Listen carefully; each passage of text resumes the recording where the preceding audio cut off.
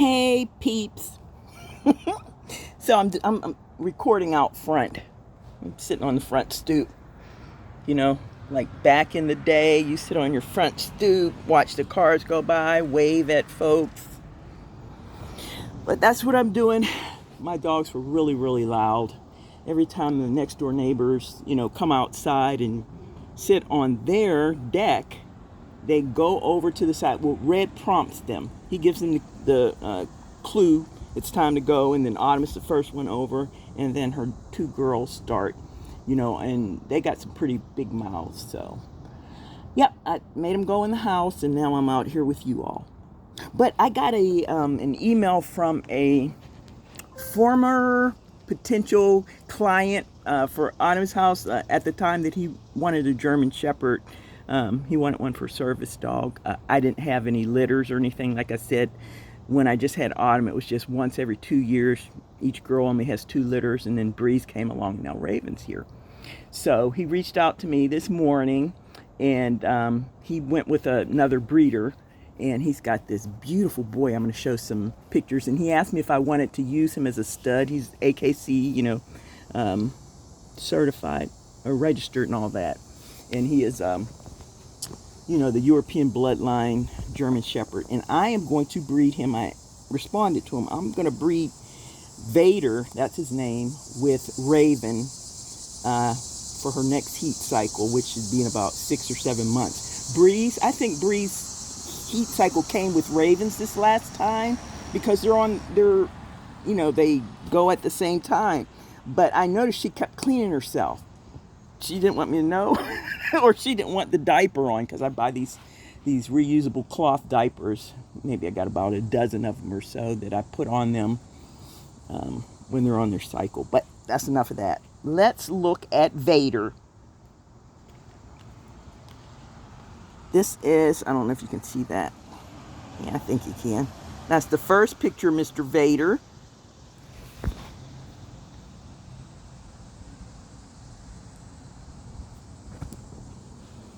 This is picture number 2. Isn't he a sweetheart?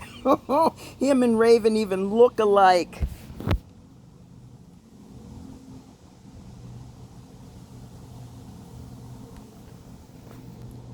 And this is Mr. Vader's third picture.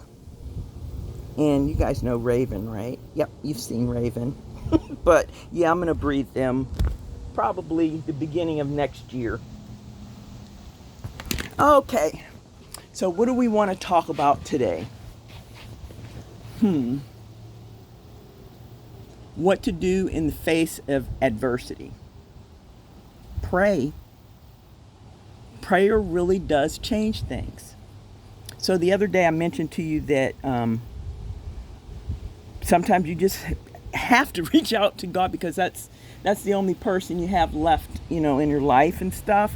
Well, I'm at that point, I don't know what's being done with my house because I have a bunch of saved voicemails for my future ex-husband from these different lending companies. I don't know if it's a game that him and my sister are playing, or his sister, all these missed calls from these different people from lending companies to refinance this house. And one of them, like I told you, I played along with it. They said, "Are you Mrs. Zephyr?" Yes, I am. Well, I've got the rate for you guys that you wanted. So, like I said, I don't know what's happening. And I'm at the point right now, I don't care. As long as my name is cleared, because God has promised me He promised me love that will never fade, and a big calling to do His will. And then the abundance that goes with it, because I have a mission. I mean, we all have missions, but my main mission is to make sure that everybody on this earth has a home, a hard home, not straw, not tents, but a hard home with hard surface home. With running water, electricity, heat, and cooling, and plenty of food.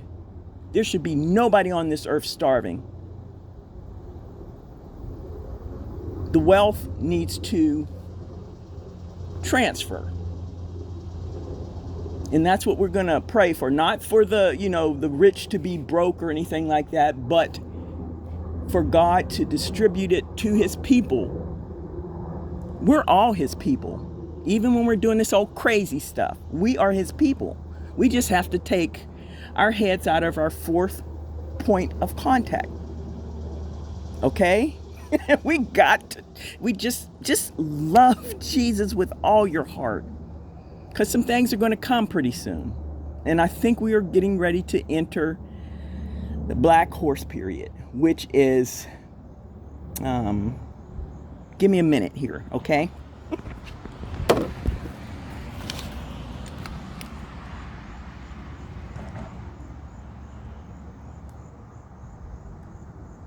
I'm trying to find it in Revelation, so just bear with me.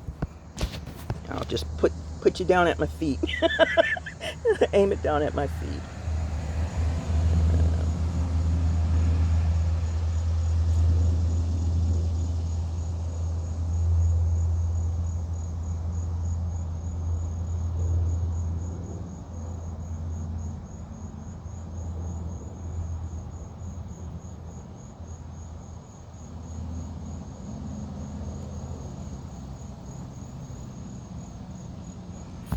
Oh, I tried to put Revelations in with Black Horse Period. It gave me this game. Revelations, Black Ops 3 Zombies. So, yeah, I'll do another video after this one.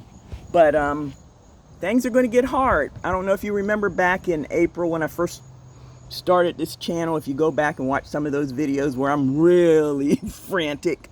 I think the frantic ones are in Better Days Are Coming or Brighter Days Are Coming, like the first 2 episodes in there. But yeah, that's where we're getting ready to enter, I think. Yeah, I think so. Mr. Musk put out a video. I'm going to share it. I'll share it on X and I'll share it on YouTube. I think I can share it on YouTube. Oh, it was on YouTube, so I don't need to share it. But I'm going to share it on X. And he talks about potential he talks about devastation coming next month, but he doesn't want to scare anyone. So I mean, he said it was hardest thing he had to do, hardest message he had to deliver or whatever. And I can imagine, because this is not going to be good. I know they're running around talking about how great it is. It's not great. That is why I made the video I made last night. I meant it for prayer, for God to change, to touch the heart. Right now that heart's not right. And there are demonic forces working. So you got double disaster there. And this person is one of the big leaders in the world. And he's our brother. Heck, if you compare it to my example, not to make it all about me, but I've got blood relatives, like we came out of the same womb. That have tried to blackmail me and frame me for stuff I didn't do just because they don't want me to have my destiny. You know, it is a tribal thing that was passed down, an inheritance from my great grandparents. And whatever happened with my mother, she was supposed to get it. It didn't work out that way. And I guess they chose me because I was the oldest. But my mother did not want me to have it. And this was a secret her and my other 2 sisters kept. I'm the oldest out of 3 girls. And when she passed on in 2018, I guess things just went into action. Let's frame her. Let's make her look like she's incompetent. There are, my names are in court records I don't know anything about. So, you know, if you talk about, what do you call betrayal? That's betrayal. But I don't want to do anything wrong to anybody. I'm not going to run around here like a mad woman causing devastation to the people. You know, and I don't think I'm any better than anybody else. I just know what he told me I was, and I know what he told me I had to do. And that's why I am the way I am for this period in time. But I'm really a sweetheart. I really am. But, I mean, you cannot get past big, tough, mean bullies being a sweetheart. It's not working. Do you see everything that's happening in the world? Just look. Watch CBN News. They'll tell you what's really happening. There's some other networks out there too. India Times I watch. There's Al Jazeera or whatever. Get past the networks of the United States. Get past them. Because they're only going to show you what they want you to see. Look at some of the other news networks outside of us. Look at the one in Britain, the UK. Look at that one. They tell a lot of the truth. And I'm just here. I'm here to tell the truth. And God told me he wants me to be bold. You see, because I'm the only one crazy enough to do the stuff that needs to be done. And it's for the people. It's for all of you. All of you. The Lord does not want to see anyone perish. We are on the back end of 7 years. We're at the 3-year mark going down right now because when was the inauguration was in January. Okay? And we can turn this around. We can turn him and the others that are lost right now around and save their souls. This whole thing can be saved. Because next, I got to deal with China. And it was actually supposed to be my future ex-husband's role. Because when I had this prophetic vision, I'll tell you one part of it. Okay, this one, the one I'm going to tell to Trump. My future ex-husband was supposed to talk to President Xi. Because he has a way. He's I don't know if it's because he's, half Filipino, half black. I don't know if I don't think it has anything to do with it. I've got this stupid stuff stuck in my head too. We got to get past that. But he has a way of dealing with the Asian men, because when we worked in the government, let's say Department of Defense, and we worked with a lot of big contractors, and a lot of heads, of those contract organizations were, Asian men. And I remember he told me about this one time that they had this meeting, and all the other colonels and everybody, they were just laughing or making fun and poking at the lead guy. And he said it sounded like he was saying, "Sucky me." I don't know, but he was excuse me, he was able to calm him down, and they got whatever deal they needed to get done. That was supposed to be his job. If he wakes up, I don't know if he's awake yet. He's still sleeping, running around in, SLUTville, I don't know. He has to wake up. My future ex-husband was, lost in the sauce, headed towards destruction. We have to wake up. Wake up, everybody. This is real. Okay? We are not going to defeat God's army, and he's getting ready to come back. It's not going to be this big battle war, like they're showing in the different movies over the years and things like. It's not going to be like that. Yeah, y'all going to be in position, and you're going to just get wiped out with one swoop. That is the power of God. Okay? So even the fallen angels, the demons were never the Lord's. The demons were created when the fallen angels slept with human women, and they created these giants and superhumans. Okay, we'll get into that a little bit later. That's in Enoch. The whole first book of Enoch, and it's like, I don't know how many chapters. It talks about that period. And then I also have the book of the giants where they speak. Somebody recorded something or whatever. But that's where the demons come from. Because that's the first destruction that we know about in our period of existence, was the flood. Things were so corrupt with these superhumans running around, and then the people were corrupt. They were doing things like we're doing. All kind of things. I'm talking about just heinous things. A visitor couldn't even come into a town. They would grape them, like gang grape. And I'm like, what? You read it. It's in the Old Testament. But there's some more stuff onto that. So that was supposed to be his job. So if he wakes up, that's what he's supposed to do. Because right now, we're looking at destruction. Seriously. It's a plan to take over the world. A one world government. A one world religion. A one world currency. And then comes the mark of the beast, where they control your currency through your body, either in your eyes, because what was in Revelation, John saw, like he said, the mark will either be in the head or the hand.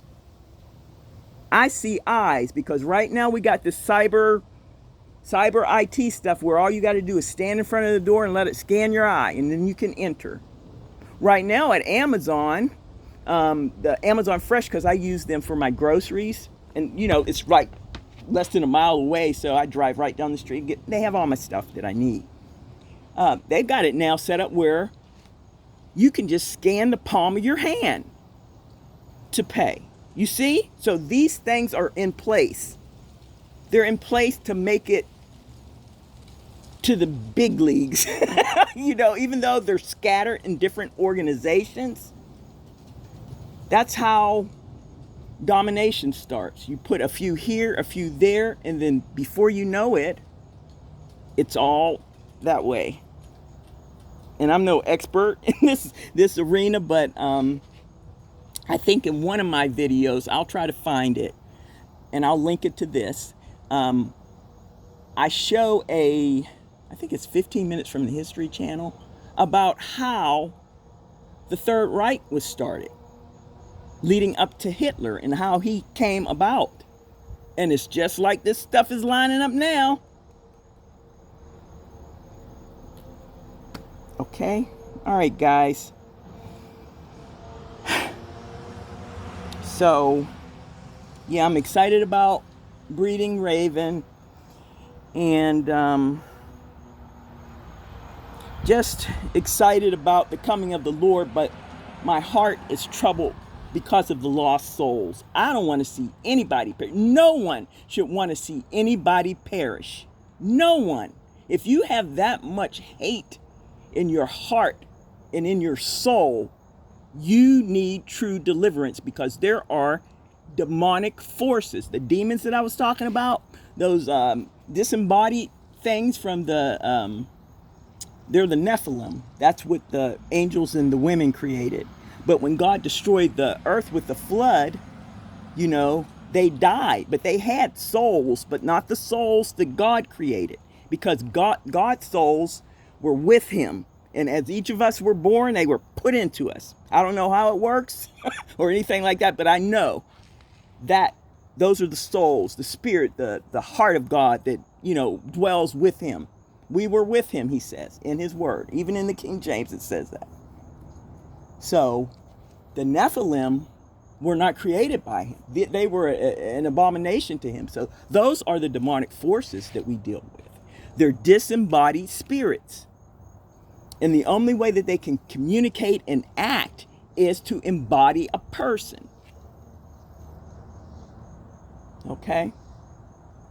And if you're doing things out there that are in the occult and, dealing with that kind of stuff, oh, you're an open door. They come in through the ears, they come in through the mouth. They'll enter any kind of way, and they will dwell with you. And they'll bring some of their friends. Yep, they're real. You can't see them. You can see if you ask the Lord, to cleanse your heart and give you your spiritual gifts. And if you want the gift of discernment, you'll be able to see the switch in the human face the expression. Now, the angels, they can materialize whenever they want. They're different. They're not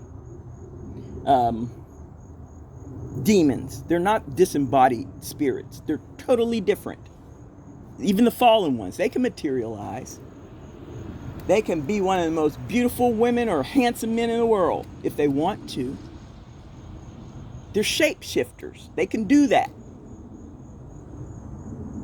So let's not get, the things mixed up. So when you're dealing with the fallen angels, because they were or part of God's council at one period, they have different ranks. They're still orderly, very orderly. They still hold their meetings and all that. They're not chaotic. The only thing that's chaotic are the disembodied spirits of the Nephilim that the fallen angels created with women. Those are the ones that are chaotic because they don't have a body. So they're just wandering around looking for somebody they can jump into. And here we go. If we haven't given our life to the Lord Jesus Christ, and if we're not serving him, and I'm telling you, serving him is the best life you could have. I thought I was going to be all bogged down, running around with the Bible and doing all that kind of stuff. That's bondage. Anybody that's doing that is in bondage. I don't care if the church leader says it. It's bondage. That is not the life that Jesus Christ wanted us to live. He said, I came to give them life and to give it more abundantly. Abundantly in health, abundantly in spirit, abundantly in wealth, material things, because you serve him. He only wants the best for his children. That's all. And it costs you nothing. And these prosperity ministers out there, those people's souls are on your head. Okay? You run around here in these big jets, and then people in your church are starving. What kind of mess is that? You better get it together. This is your warning. Okay. I think I said enough. But it's all out of love. It is all out of love. I love every single one of you. I really do. Even the ones that have done me wrong. And it's a whole group of them. That's just a little bit of, my story I just told you. But if you follow my channel, I've got a bunch of the prophets and different readers in there that God has told them exactly what's happening to me to get me the information, because I had absolutely nobody. I mean nobody. No real friends, no family that loved me, absolutely nobody. So I was on my own in the human form, but God has always been with me. So he used the algorithm, whether they think I'm crazy or not. And he's going to show that in a few days, I think. I'm not sure, but things are getting ready to hit the fan. But check out Let's Hear It Spirit in my visions, prophecies, and I don't know what else I named it. It's one of my playlists on Kenino Rose 08, the 8th. So check it out, peeps. I love you, and we will talk soon.